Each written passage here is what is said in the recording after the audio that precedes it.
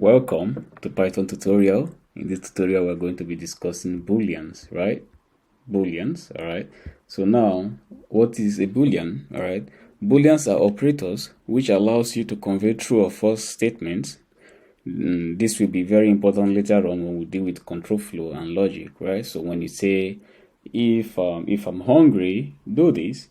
If I'm not hungry, do this. If the water temperature gets to this place, turn it off. If not, allow it to keep heating, right? So these are what Booleans do, all right? So Booleans are typically true, all right?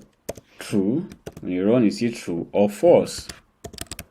You do this and you see false. So notice that when I do this, true, of course it returns an error, all right? It returns an error because Python is saying name true is not defined.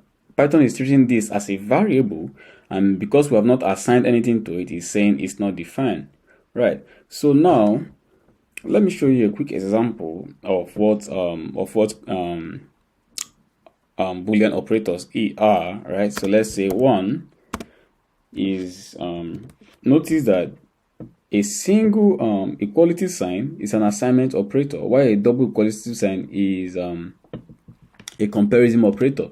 When I say 1 is equal to 2, of course it returns false, and when I say 1 is not equal to, this is the sign of is not equal to 2, and let's see, it returns true, right? So when I say 2 is greater than 3, of course returns false.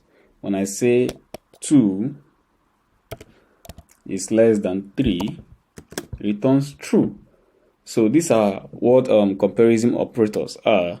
So something else we want to look into is placeholder, right?